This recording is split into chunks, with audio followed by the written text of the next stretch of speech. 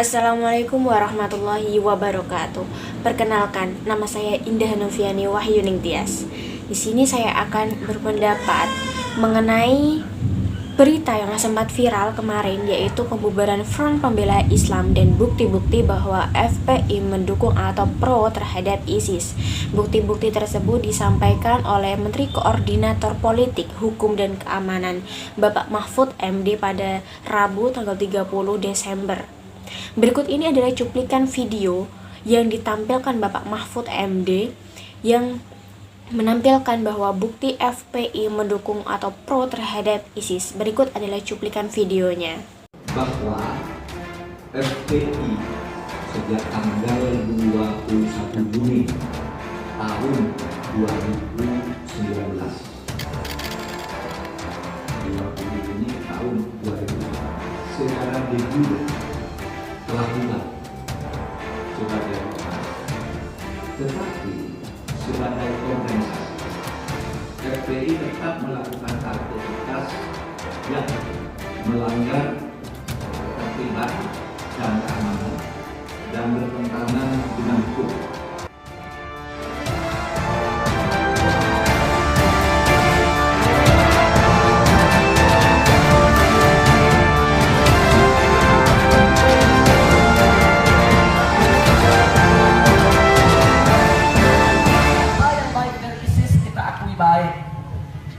Cita-cita mulianya menerapkan syariat Islam hal yang baik.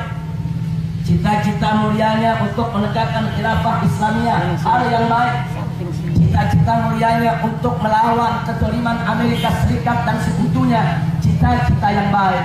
Saya tanya, hal-hal yang baik dukung tidak? Dukung tidak? Takbir. Jangan mau kita diadu domba dengan ISIS, saudara. Sekarang ini banyak pihak-pihak menginginkan supaya kita bermusuhan dengan ISIS, betul? Supaya kita menggebuki ISIS, betul? Itu tidak akan dilakukan oleh FPI, saudara.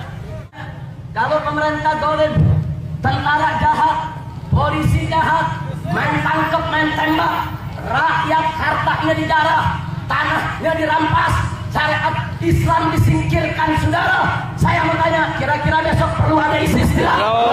Perlu ada ISIS tidak?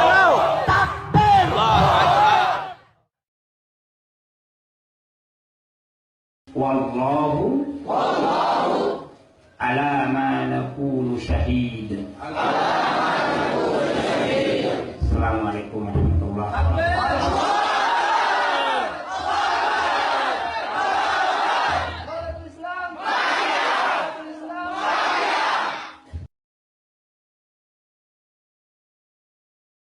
Kita tantang mereka untuk perang melawan kita. Kau pakai parang, kita pakai parang. Kau pakai bedil, kita pakai bedil. Kau pakai granat, kita pakai granat. Kau pakai amunisi, kami juga punya amunisi. 7 hari, 7 malam pecah perang di kota Poso. Polisi lari, tentara lari, ribuan orang Kristen mati, saudara. Mereka lari terbirit-birit, ketakutan, teriak-teriak, minta tolong kepada Amerika, minta damai ke pemerintah pusat. Biadab.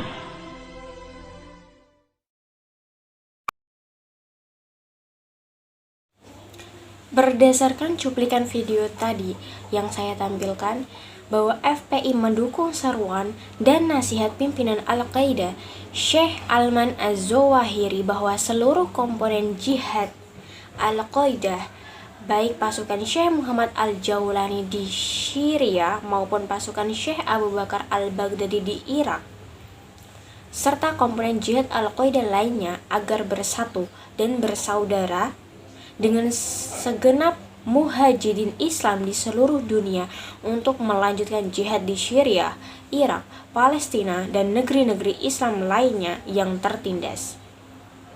FPI tidak secara tegas menolak khilafah Islamiyah yang dideklarasikan oleh ISIS. Secara implisit sebenarnya FPI setuju dengan deklarasi ISIS yang mendirikan khilafah Islamiyah.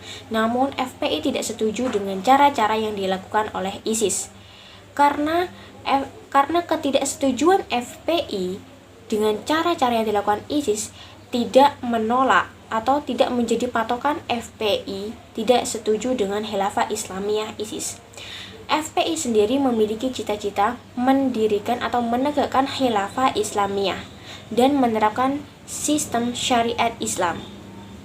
Dalam konteks jihad global, FPI ini mendukung gerakan jihad Islam di penjuru dunia dengan syarat menggunakan perlawanan terhadap segala bentuk kezaliman hegemoni global atau imperialisme baru.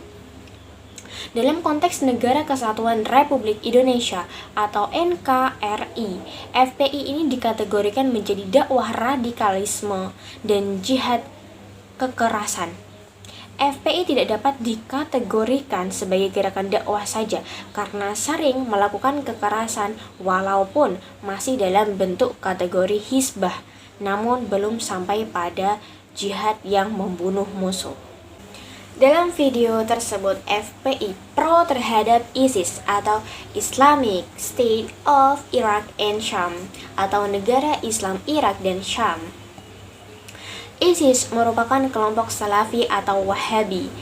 ISIS mengikuti penafsiran Islam ekstrem yang mendukung kekerasan agama dan memandang Muslim yang tidak sepakat dengan penafsirannya dianggap sebagai kafir atau murtad. ISIS dilambangkan dengan bendera hitam berwarna hitam yang bertuliskan La ilaha illallah yang memiliki arti tiada Tuhan selain Allah, dan dalam lingkaran yang bertuliskan Allah Rasul Muhammad. ISIS ini menggunakan prinsip jihad global dan ideologi garis keras Al-Qaeda dan kelompok jihadis modern lainnya. Tujuan utama kelompok ISIS ini adalah mendirikan negara bersistem pemerintahannya adalah khilafah Islamiyah. Pada tanggal 29 Juni, menurut Wikipedia, ISIS mengangkat al-Baghdad sebagai khalifahnya. Selaku khalifah, ia meminta semua muslim taat di seluruh dunia untuk berbaiat kepadanya sesuai fikih Islam. ISIS ini menjabarkan tujuan organisasinya dalam majalah Dabiq, yaitu terus memperluas kekuasaan dan menguasai dunia. ISIS sangat pandai menggunakan media sosial. Mereka mengepost video tentang pemenggalan tentara, warga sipil, wartawan, dan pekerja sosial. Hal ini sangat tidak sesuai karena ini adalah radikalisme. Mereka dikenal karena menghancurkan situs-situs warisan budaya.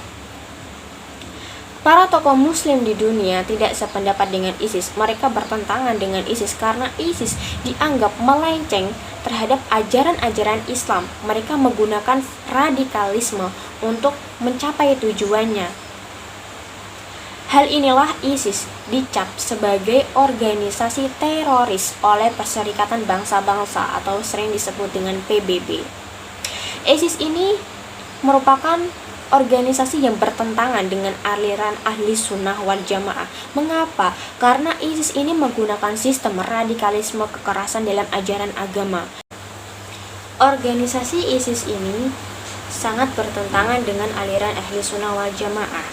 Dalam kitab Kawakib al-Lamma'ah disebutkan yang disebut ahli sunnah wal jamaah adalah orang-orang yang selalu berpedoman pada sunnah Nabi SAW dan jalan para sahabatnya dalam masalah akidah keagamaan, amal-amal lahiriah, serta akhlak hati.